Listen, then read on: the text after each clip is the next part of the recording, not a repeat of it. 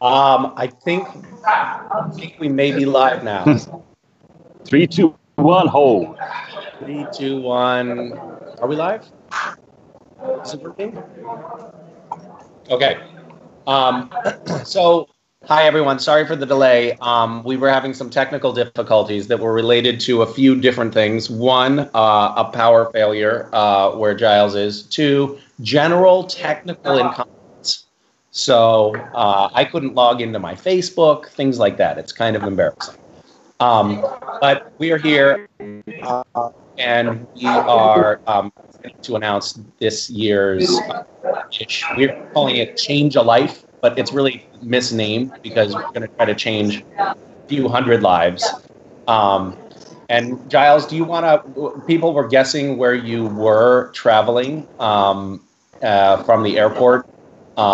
And I think a lot of people got it right because you actually gave some pretty good clues. Mm-hmm. But would you like to tell us where you are right now and what you're doing there? Well, good evening from Kigali in Rwanda. I'm here. I must admit, I've been traveling so much recently. I actually woke up this morning and forgot which country I was in myself. But I am definitely in Rwanda, in Kigali, and we are here to do an amazing project helping women who survived the genocide to rebuild their lives. And for those of you who don't know, there was a horrific genocide in Rwanda. 800,000 people were killed in 100 days in 1994, and a lot of the killings were done, neighbors killing neighbors. It wasn't some invading military force that came in and wreaked havoc on the country. It was just this horrific uprising from within, and so Giles came to Rwanda 4 months ago because he was working on a story on genocide survivors, and on that trip he met a woman named Olive. And do you want to tell? Would you like to tell Olive's story? Yeah, absolutely. And I think one of the things that's important to remember as well is many of the victims of the genocide, the ones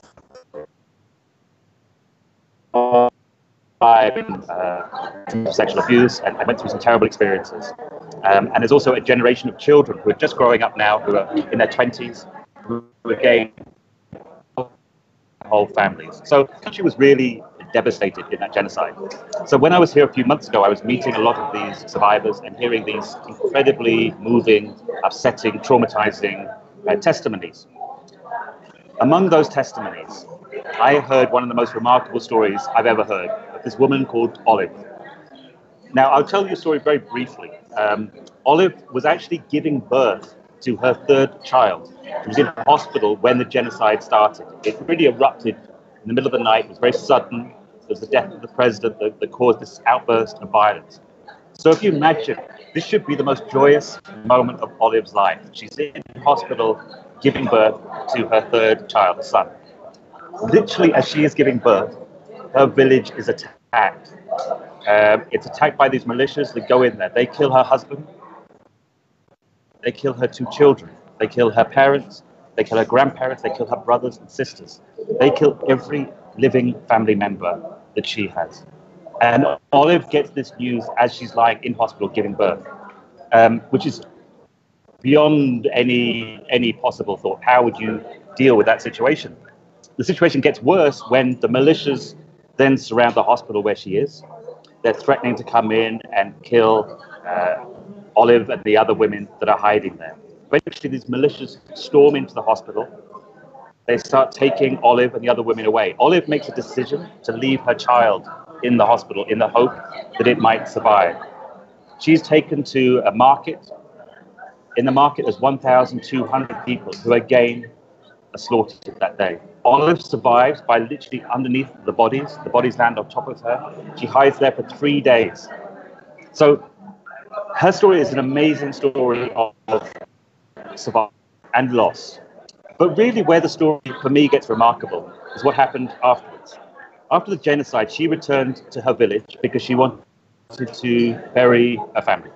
This was several months after the genocide. But when she gets there, nobody knows where the bodies were taken. Nobody knows what happened to her family's bodies. But what she does find, and this is what I love about Olive, Olive finds 6 babies that survived. And when she decides the best thing she can do is adopt them.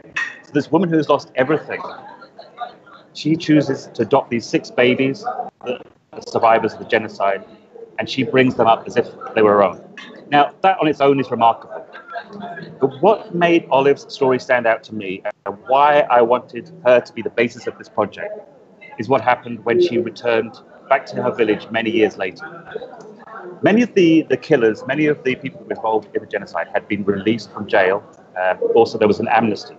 So she's living in a community where she sees every day the people that killed her family. When she walks to the market, when she goes to the shops, when she's out in her garden, she sees the perpetrators of these crimes. Now, how would any of us react? I think most of us would have anger, would have want retribution. Not Olive. Olive decided the only way this community could move forward is if she forgave everyone. So that's what she did. She went and she found each person one by one and forgave them for what she did to their family. Now, I don't think I would have that strength in me. I don't think many of us would have that amazing strength.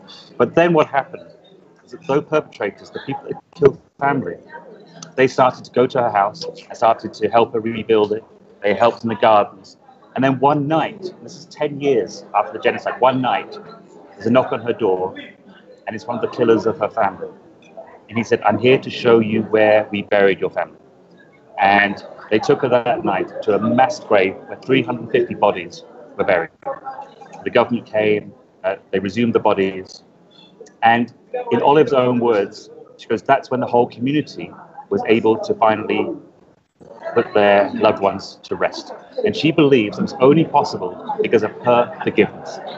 So really that's why Olive's story moved me so much. Not the horror, not the terrible things. It's the fact that this woman, this incredible woman, not only adopted 6 children to bring up as her own, but she chose to forgive the people that killed her family so that the community could rebuild itself. So remarkable. And and when you approached her a couple of days ago, yes, and let her know that we were going to be trying to start. We sort of haven't told her exactly what we're doing, but you know, you let her know that we were going to try to help her. Yeah. She is joined into a small collective of about 25 women in a farming collective, correct?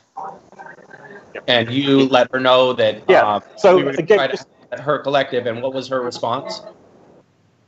Well, again, just to explain a little bit about the collective. When I visited her the first time, you know, I often ask the people I meet, is there anything I can do for you? Is there any way I can help you? Olive didn't ask me for any material help. She simply said, make sure my story is heard. So this never happens again. That was her only wish. But I did find out that she had this small collective of other women who had survived the genocide, who grow potatoes in a very tiny little field because they want to be self-sufficient. They want to stand up on their own. So after going away and thinking about it, I thought, well, the best approach would be if we could find a way to expand this project, to give them a bit more land. 25 women in this collective. So I went back and I saw Olive, and as I said, I didn't want to give away anything. I didn't say exactly what we were doing. I just said, look, if I was able to help you, if there was a way, you know, what's best for you? Could we help the 25 women to set up a farm? She looked at me and she didn't look very happy. And I thought, that's strange. I thought she'd be really excited. And after a little while, she said to me, she goes, she said there's 4 different cooperatives in the area. And she said, I'll only do it if we can help all 4. So that's 100 women. And I said, well, we may not be able to help as much. And her words were, I would rather that we have less so that everybody has more. And that to me is the most beautiful sentiment of a woman that really has so little, that really has gone through unimaginable horrors. When presented with support, she said she'd rather that support to be shared. Well, I can't thank you enough for identifying her and this community, and for all of the work that you've done to be here.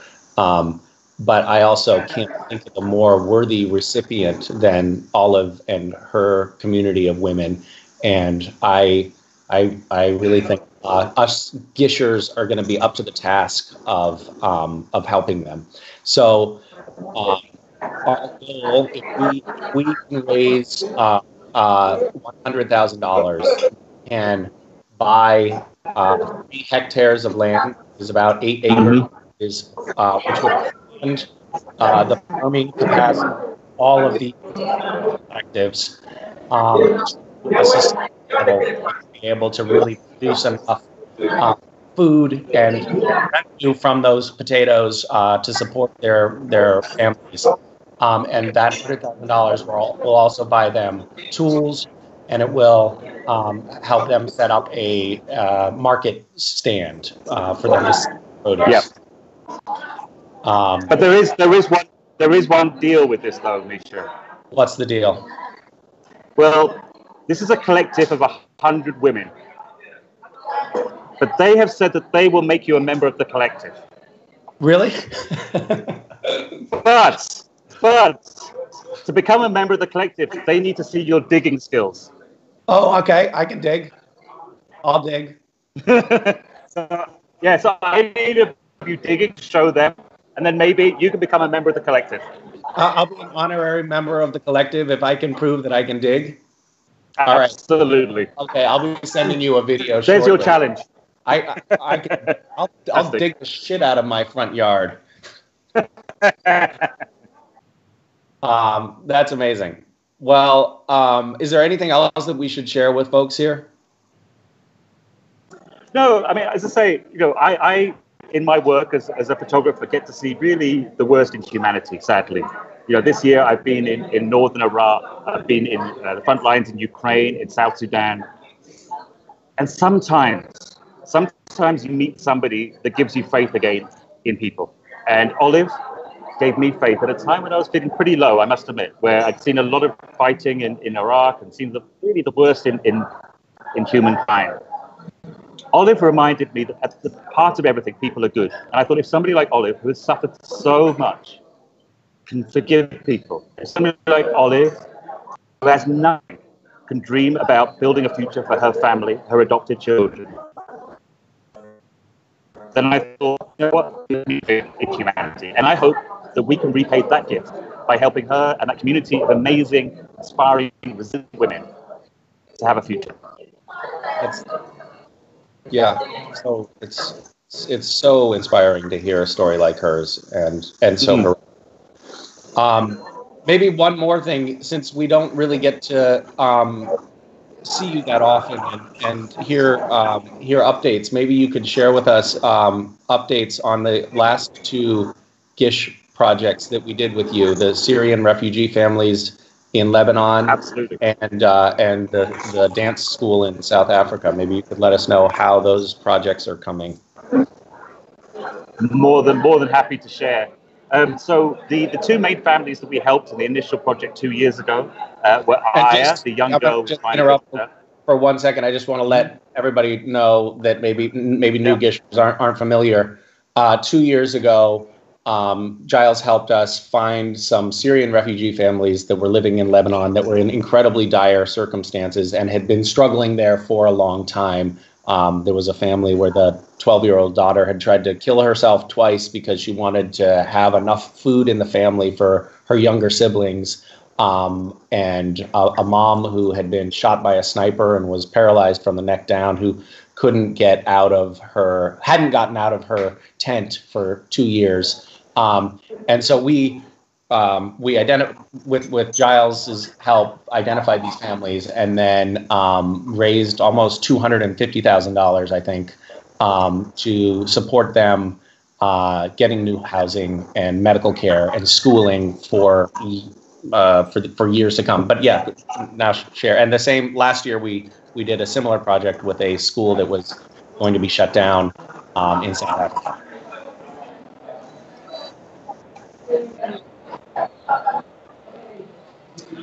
Yeah, so from the Syrian families that we helped, Aya, the young girl, and Khulud, have both now been relocated to Europe. So Khulud is now living in Holland. Aya is now living in France, thanks to our support. Aya, the young girl with spina bifida, is going through education. And the girl you mentioned, Paula, who tried to commit suicide, she is studying in Lebanon with our support. We get her to school every day. And she's dreaming of going to university where she wants to become a teacher. So, you know, they're also having difficulties, but they all look to the future now.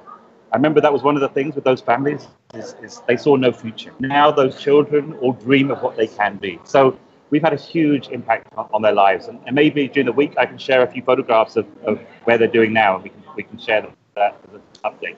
That would be lovely. And yeah, and likewise with dance school. You know, what's fantastic is actually this year, a few of the students that we supported last year are taking part in GISH this year. So they are now supported by the community to help that dance school. They are now paying that back and are full members of GISH and enjoying the whole experience this week. That's amazing. Well, thank you so much. Deeply grateful for your partnership on this. And thank you to, yeah, it's really, I feel so lucky that we cross paths with you and that we're able to do these incredible projects with you. It's one of the most gratifying things of my life. So thank you. Well, you know, I spend the year, as I say, seeing these terrible situations, and I look forward every year knowing that we're going to do this, change a life. And for me, that's the thing that keeps me going as well. This is the happiest week of my life, to be part of this and to be part of the amazing GISH community. So thank you. Well, thank you. Thank you. All right. Well, let's do it, guys. Okay. All right. Now you have your task. Thank you, Giles. And I'll be sending you updates during the week as well. So great. Look forward to that. All okay. Right. All right. Good day, my friend. Bye. Thank you.